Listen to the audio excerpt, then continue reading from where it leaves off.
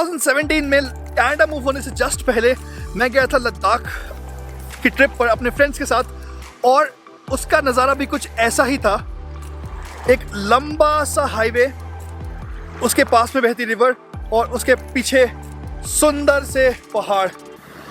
बिल्कुल वैसी ही फीलिंग आ रही है। वो मेमोरीज एक्चुअली रिफ्रेश सी हो गई हैं। बहुत ही कम ट्रैफिक है एक्चुअली यहाँ पर, जस्ट लाइक लद्दाख। वो मेमोरीज भी बहुत अच्छी थी जब आपको एक दिन में ही सिटी व्यू, स्नो और सैंड ड्यून्स देखने को मिलते हैं। बट इसके भी नज़ारे कुछ अलग ही हैं, totally out of the world. So guys, हम पहुंच चुके हैं lake Louise, the most famous tourist attraction.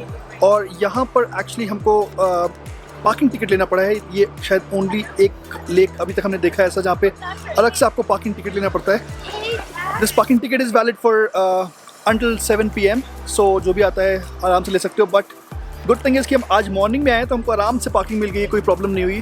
तो जो आप लोग अगर आना चाहते हो तो याद रखना, दोपहर के टाइम तक नहीं, एटलीस्ट 9 बजे तक या 10 बजे तक तो एटलीस्ट आ ही जाओ यहाँ पर आराम से पार्किंग लेने के लिए।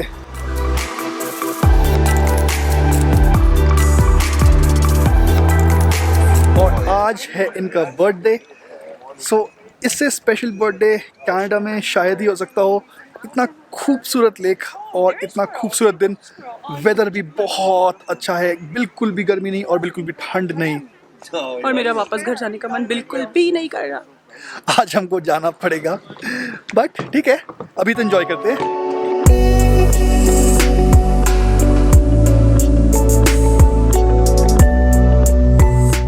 गाइस, आपको याद होगा सोफ़ी की बर्थडे के लिए मैंने एक पेस्ट्री ली थी कल। गाड़ी में रख के वो मेल्ट हो गई, इतनी ज़्यादा गर्मी थी कल। सो अनफॉर्चुनेटली यहाँ पर हम कट नहीं कर सकते, बट मेरा प्लान कुछ चेंज कर दिया है और अब घर जाकर शाम को या बल्कि रात को हम कट करेंगे और बर्थडे भी सेलिब्रेट करेंगे।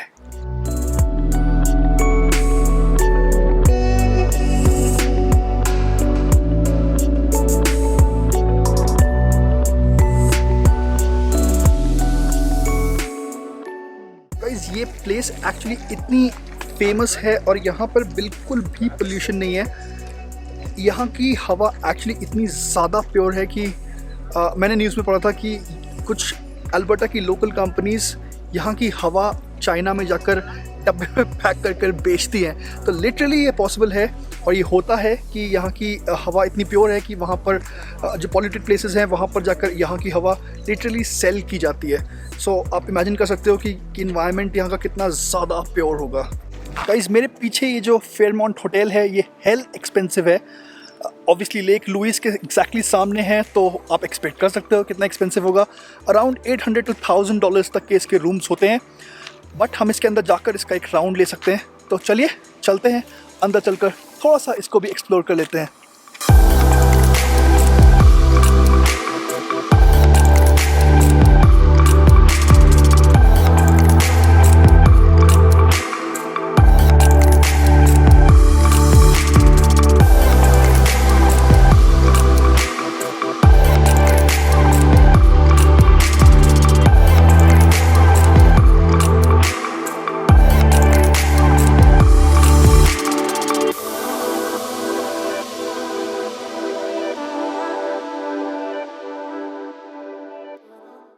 ओके गाइस, यहाँ पर भीड़ भी बहुत हो चुकी है और हम लोग लेट भी हो चुके हैं बिकॉज हमको शाम की फ़्लाइट कैच करनी है एडमिंटन से।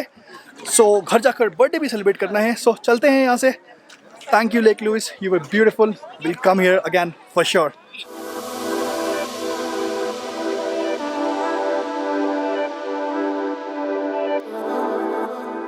सो गाइस, हम आ चुके हैं कैलगरी डाउनटाउन और मेरे पीछे ये है Calgary tower.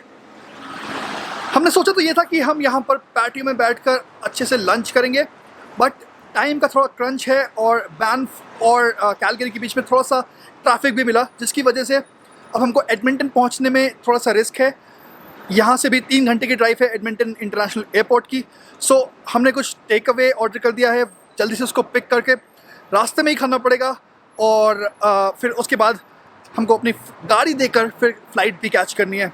So it is going to be very hectic, but मज़ा बहुत आ रहा है। वैसे कैलगरी की एक स्पेशलिटी बिल्डिंग्स के बीच में ये स्काई ब्रिज आप जो देख रहे हो, ये कई बिल्डिंग्स के बीच में मैंने यहाँ पर देखा।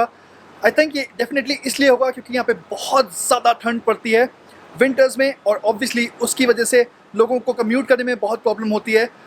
ओपन में स्नो बहुत ज़्यादा होती है, तो इसलिए इन्होंने ये स्काई ब्रिजेस बनाए हुए हैं। काफ़ी सारी बिल्डिंग्स को इन्होंने कनेक्ट किया हुआ है through the sky bridges, so that लोगों को कम्यूट करने में बिल्कुल भी प्रॉब्लम ना हो और लोग अंदर से ही एक बिल्डिंग से दूसरी बिल्डिंग जा सकें।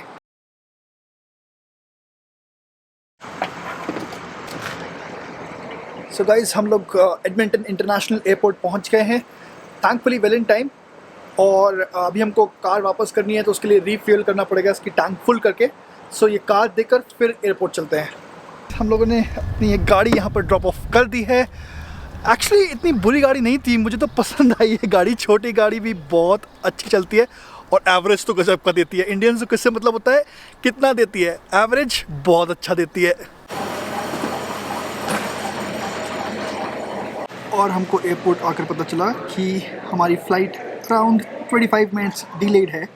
सो जब तक कुछ थोड़ा सा और खा लेते हैं। कनाडा का पोटीन बहुत फेमस है, बहुत सारी जगहों का मैं ट्राई कर चुका हूँ, यहाँ का भी ट्राई किया। Not that bad, not that good, but still पेट तो एटलीस्ट भर जाएगा। 4 घंटे की फ़्लाइट है अब इसके बाद।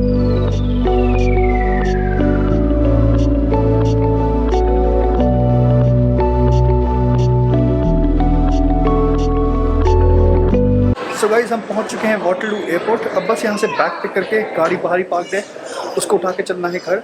10 बज चुका है, 2 घंटे या एटलीस्ट 1.5 घंटा हमको मिलेगा कुछ डेकोरेट करने के लिए, और फिर बर्थडे ख़त्म होने से पहले केक भी कट कर लेते हैं।